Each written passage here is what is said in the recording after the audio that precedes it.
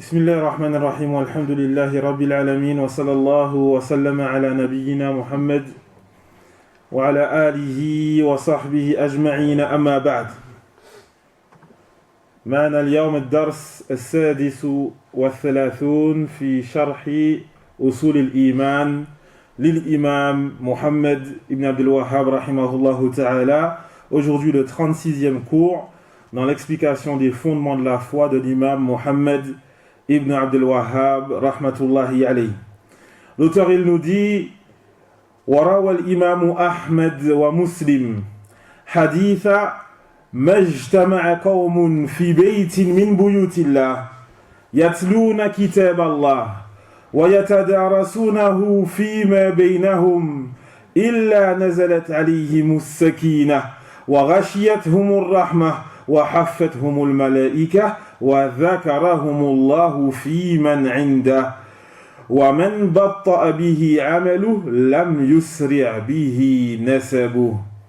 Il nous dit donc l'auteur rahimahullah et l'imam Ahmed ainsi que Muslim ont rapporté le hadith qui stipule que le prophète sallallahu alayhi wa sallam a dit: aucun groupe de personnes ne se rassemble dans une demeure parmi les demeures d'Allah, c'est-à-dire les mosquées, en récitant le Coran, en récitant le livre d'Allah et en l'étudiant entre eux, sans que l'apaisement, as-sakina, sans que l'apaisement ne descende sur eux et qu'ils ne soient couverts par la miséricorde, sans que l'apaisement ne descende sur eux et que la miséricorde ne les couvre et que les anges ne les entourent et qu'Allah tabaraka wa ta'ala les cite à ceux qui sont auprès de lui et que Allah ta'ala les cite à ceux qui sont auprès de lui. Et celui qui n'accomplit pas beaucoup d'œuvres, ou celui dont ses œuvres sont manquantes, alors sa lignée ne va pas augmenter ses œuvres. ذكر المؤلف رحمه الله عددا من الأحاديث وأقوال أهل العلم في بيان أصناف الملائكة. L'auteur, il a cité plusieurs hadiths qui nous montrent justement, et plusieurs hadiths et plusieurs paroles des gens de science qui nous montrent les différents types d'anges. وفي هذا الحديث صنف آخر. Et il y a dans ce hadith un autre type d'ange. وهم الذين يبحثون عن مجالس الذكر مجالس العلم. Et donc ces anges-là, ces autres anges, ce sont ceux qui cherchent les assises de science, les assises du rappel. فيحضرون هذه المجالس. Et donc ils participent à ces assises. وهذا فيه أهمية هذه المجالس التي ليست مجالس اللهو. Il y a dans cela donc l'importance de ce genre d'assises, les assises de science, qui ne sont pas des assises de distraction. وكذلك ليست مجالس معاصي التي يحضرها الشياطين. Et aussi ce ne sont pas des assises de désobéissance, de péché auxquelles vont assister les diables. Ces assises comme la musique et autres, les concerts ou toutes ces assises de perversion et de péché auxquelles vont assister les diables, contrairement à ces assises de science auxquelles vont assister les anges. وإنما هذه المجالس هي مجالس العلم فعلى المرء أن يتأدب بالآداب الحسنة في هذه المجالس. Et donc ces assises, ce sont des assises de science. Il convient donc à l'individu qu'il se comporte correctement, qu'il ait de bonne manière, qu'il adopte de bonne manière durant ces assises de science. أخرج أبو داود في سننه عن أسامة ابن شريك. Subhanallah, depuis qu'on a cité le comportement, j'ai vu au moins 10 frères qui ont changé leur façon de s'asseoir. Masha'Allah. On va citer ce hadith à la fin, au début de chaque cours, Inch'Allah. Allahumma barik. C'est bien, quand on profite du rappel, ça fait du bien. Et donc, on a Usama ibn Sharik qui nous dit radiyallahu anhu أتيت النبي صلى الله عليه وسلم وأصحابه كأنما على رؤوسهم الطير فسلمت ثم قعدت فجاء الأعراب من هاهنا وهاهنا فقالوا يا رسول الله أنا تداوى قال صلى الله عليه وسلم تداووا فإن الله عز وجل لم يضع داء إلا وضع له دواء غير داء واحد الهرم. Abu Daoud a cité dans son Sunan selon Oussama ibn Sharik qui dit: je suis venu voir le prophète sallallahu alayhi wa sallam alors que ses compagnons étaient comme s'il y avait des oiseaux sur leur tête. C'est comme s'il y avait des oiseaux sur leur tête. J'ai donc passé le salam et je me suis assis. Puis des bédouins sont venus de là et là, de part et d'autre. Et ils ont dit: ô messager d'Allah, est-ce que nous pouvons nous soigner?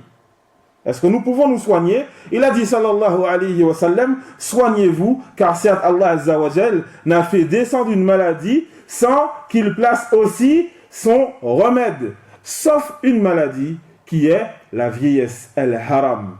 La vieillesse, il n'y a pas d'antidote contre la vieillesse. Tu vieillis, tu vieillis. Il n'y a pas d'antidote. الشاهد من هذا الحديث وصف أصحاب النبي صلى الله عليه وسلم في هذا المجلس. Donc ici, ce qu'on veut de ce hadith, c'est la description des compagnons du prophète sallallahu alayhi wa sallam durant cette assise. C'est comme s'ils avaient des oiseaux sur la tête. On sait tous très bien que si un oiseau se pose sur la tête de quelqu'un, que cette personne bouge, ne serait-ce qu'un tout petit peu, l'oiseau il part. Tu bouges un tout petit peu, tu vas clignoter des yeux et il part. Là, ça montre hada yushiru ila tarkizihim. Cela montre comment ils étaient concentrés à regarder le prophète sallallahu alayhi wa sallam et à l'écouter. Il y a un de mes enseignants qui nous a dit, une fois lorsqu'il nous citait ce hadith, il nous a dit: aujourd'hui, aujourd'hui les étudiants en sciences, ka'annahum ala ru'usi tayr. C'est comme si eux, ils sont sur des têtes d'oiseaux.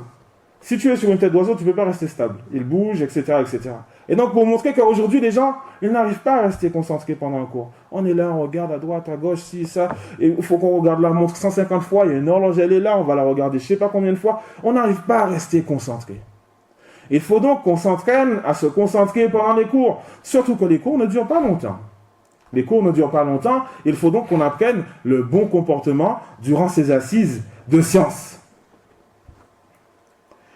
وفي الحديث فضل المساجد وأن الأصل في الدروس أن تكون في المساجد.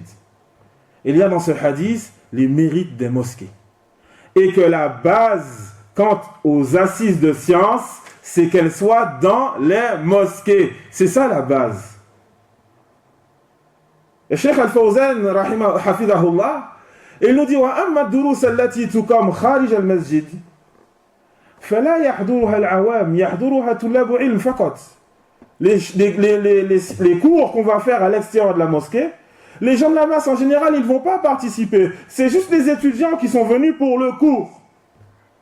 Mais les cours qu'on fait à la mosquée, les gens qui sont venus prier, ils viennent à la salat, ensuite ils entendent qu'il y a un cours, alhamdoulilah, il y a des hasanat, on va profiter, on s'assied, on profite. Et donc c'est pour ça que c'est important que les tulab al-ilm, ils accordent de l'importance à cela, le fait de donner des cours dans les mosquées. Là, yakfi, c'est pas suffisant, on donne des cours sur les téléphones, radio, MixLR, Zoom, etc., etc. Mais est-ce que ces cours-là, les gens de la masse, ils vont venir assister? Non. Ou c'est rare. Et donc, si on veut toucher un maximum de personnes, montrer au maximum, on veut montrer la vérité au maximum de personnes, c'est important aussi qu'on aille dans les mosquées. Qu'on donne des durous dans les mosquées, c'est la base.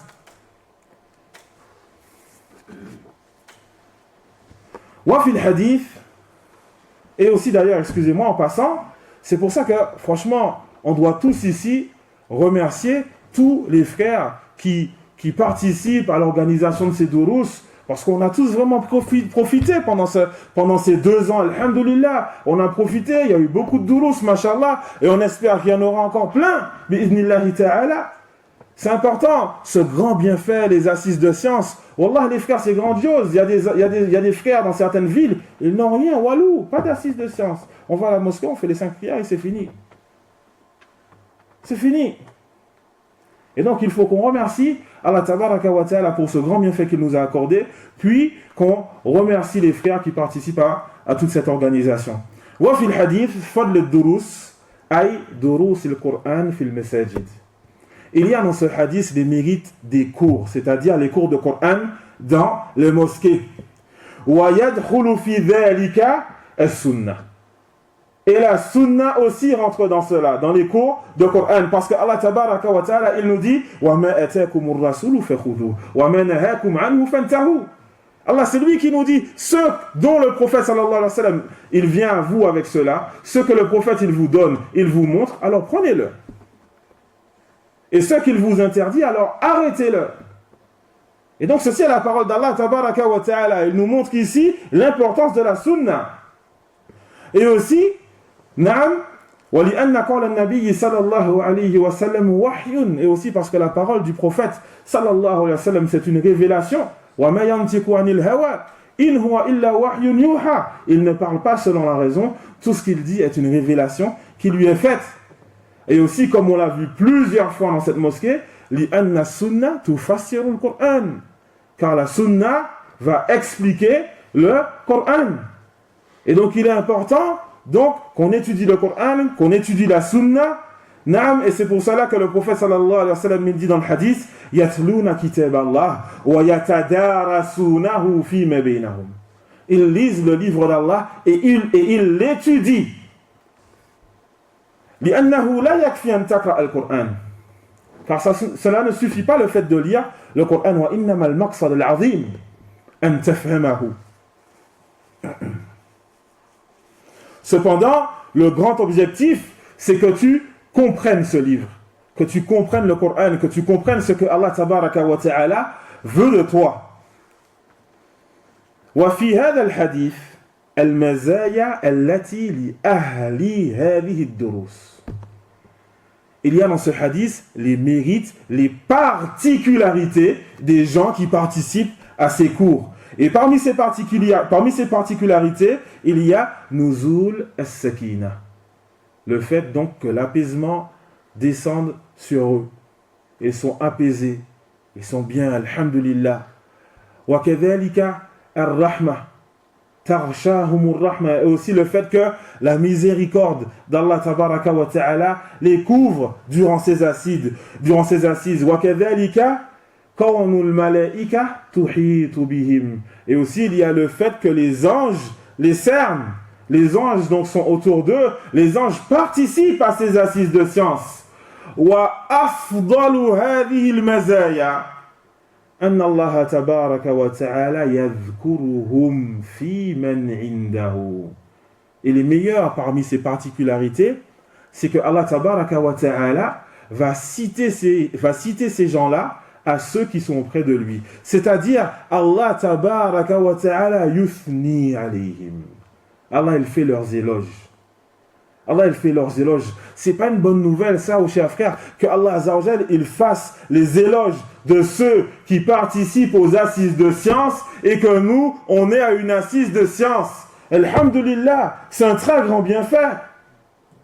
C'est un très grand bienfait. Il faut qu'on continue, qu'on s'efforce à participer à ce genre d'assises, même s'il y a quelques kilomètres à faire. Alhamdulillah. لكن السؤال أيها الإخوة, هذه المزايا هي خاصة بالدروس التي تقام في المسجد أو عامة. Cependant, ces particularités, aux chers frères, est-ce qu'elles sont spécifiques aux cours qui sont dans les mosquées, ou alors ces particularités sont générales, c'est-à-dire même les cours qu'on peut faire à la maison ou dans un merkaz, etc. Est-ce que c'est général? العلامة الفوزان حفظه الله تعالى يرى أن هذه المزايا خاصة بالدروس التي تقام في المساجد, وأن الدروس التي خارج المسجد فلا يحضرها الملائكة. Le Cheikh Al-Fawzan حفظه الله, il voit que ces particularités qu'on a citées, elles sont spécifiques aux cours qui sont donnés dans les mosquées. Et que les cours qui sont donnés à l'extérieur des mosquées, les anges ne vont pas y participer. Le deuxième avis dans cette question ici, هو أن النبي صلى الله عليه وسلم ذكر الأمر الغالب وهو أن الدروس في الغالب داخل المساجد. Le deuxième avis, c'est que le prophète sallallahu alayhi wa sallam, dans ce hadith, il a cité ce qui se passe le plus souvent. C'est-à-dire que les durus sont dans les mosquées.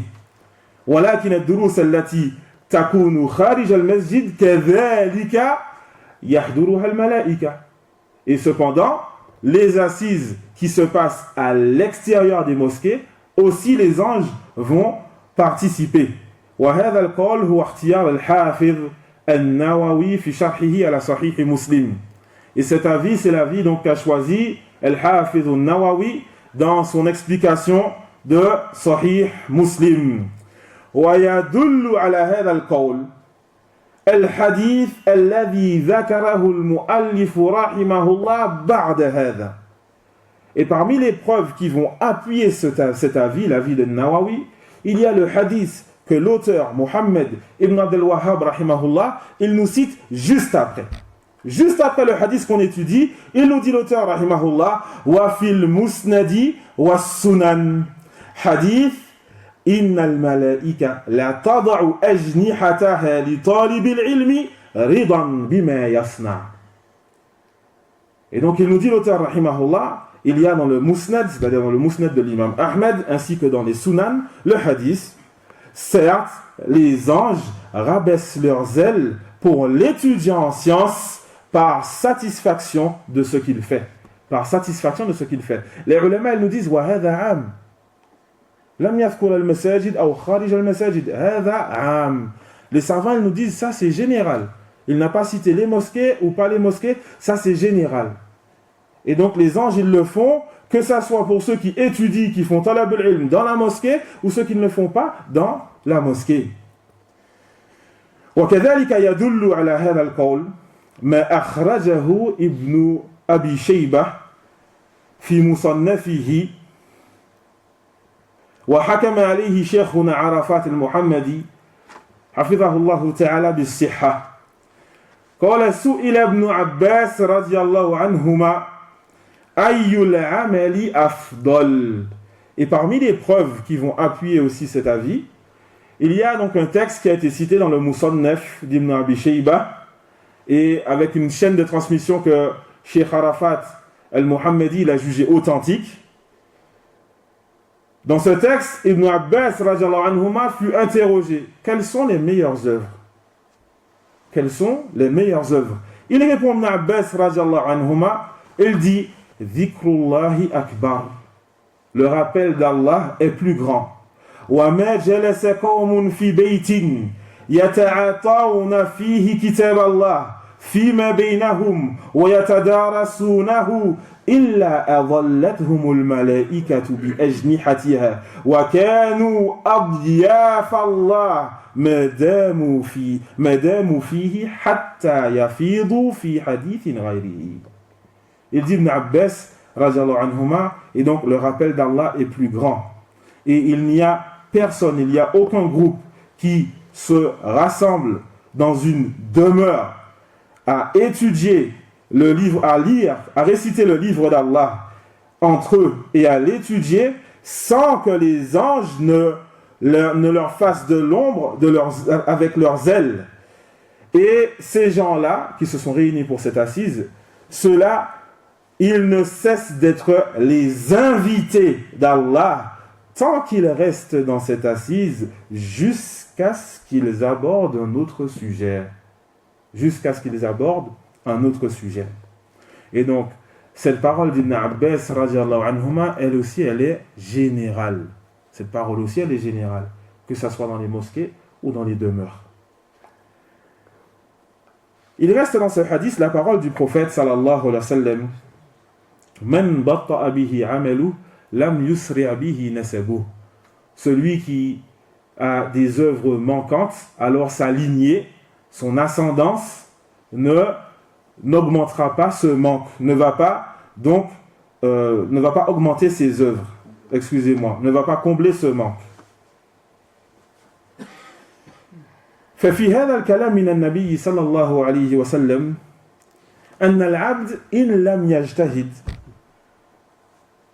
في القيام بالأعمال الصالحة فنسبه وأصوله لا تفيده شيئا. Il y a dans ce hadith, dans cette parole du prophète sallallahu alayhi wa sallam, le fait que si l'homme ne fait pas d'efforts pour accomplir de bonnes actions, alors son origine, son ascendance ne lui seront d'aucune utilité. Allah tabaraka wa ta'ala qui nous montre qu'il nous a créés à partir de deux mêmes créatures, Adam et Ève. Et donc les savants ils nous disent à partir de là, l'être humain, on peut penser que vu qu'on vient tous de la même personne qui est Adam à la base, que comment on va faire pour se reconnaître, c'est difficile, comment on reconnaît les lignées, les familles, etc. Non, Allah Azza wa Jalla nous a facilité. وَجَعَلْنَاكُمْ شُعُوبًا وَقَبَائِلَ لِتَعَارَفُوا. Nous avons fait de vous des peuples et des tribus pour que vous puissiez vous reconnaître. On a tous la même base, mais nous avons des peuples et des tribus pour qu'on puisse se reconnaître. C'est plus facile, les liens de parenté, etc. Cependant, est-ce que ces peuples et les tribus, le fait que tu viennes de tel peuple ou de telle tribu, ça veut dire que tu es mieux que l'autre? Non. C'est pour ça que Allah tabaraka wa ta'ala, tout de suite après cela, il nous dit « Inna akramakum indallahi atqakum » Certes, le plus noble parmi vous auprès d'Allah est le plus pieux d'entre vous. Le plus pieux d'entre vous. Et donc, il faut qu'on fasse attention à cela, que nos origines, nos parents, je suis le fils de un tel, ou, tout cela ne nous sera d'aucune utilité yawm al-qiyamah. Ce qui importe, ce sont les œuvres que nous accomplissons pour obéir à Allah tabaraka wa ta'ala. Et le dernier hadith qu'a cité l'auteur, rahimahullah, dans ce chapitre concernant les anges, c'est le hadith qu'on a lu tout à l'heure, qu'on va relire, wa fil musnad wa sunan, hadith inna al-malaika la tad'u ajnihataha li talibil ilmi ridan bima yasna' wal ahadithu fi dhikrihim alayhimus salam kithiratun jiddan. Et donc il nous cite le hadith qu'on a vu précédemment. Certes, les anges abaissent leurs ailes pour l'étudiant en sciences par satisfaction pour ce qu'il fait. Et ensuite l'auteur, rahimahullah, il nous dit, et certes les ahadiths qui parlent d'eux, donc des anges, alayhimus salam, sont très nombreux. Et donc il nous montre ici qu'il n'a pas cité tous les ahadiths qui abordent le sujet des anges et des types d'anges, mais qu'il a cité juste certains. وفي هذا الحديث أيها الإخوة أمر عظيم وهو أن هؤلاء الملائكة تحترم طلاب العلم. Il y a le fait que ces anges, ô chers frères, ces anges-là respectent les étudiants en sciences. Ils respectent les étudiants en sciences. Contrairement à cette ambiance qu'on a aujourd'hui à dévaloriser les étudiants en sciences. Ah, lui, c'est pas un docteur en médecine, c'est pas un avocat, c'est pas un agent immobilier, c'est pas ci, c'est pas ça. On dévalorise les étudiants en sciences. À tel point que certains disent, oui, à partir du moment où tu n'as pas de bonne note à l'école, va étudier Sharia. Va étudier Sharia. Si tu n'as pas réussi à l'école, va là-bas. Parce qu'ils dévalorisent cette matière, le fait d'étudier la religion d'Allah tabaraka wa ta'ala. Et pire que cela encore, lorsque ces critiques ne viennent pas des gens de la masse, mais qu'elles viennent des étudiants eux-mêmes. حينما تجد طلابا شأنهم يوميا أن يتكلموا في غيرهم من الطلاب. Lorsque tu vois des étudiants dont leur occupation tous les jours, c'est quoi? C'est parler sur les autres étudiants.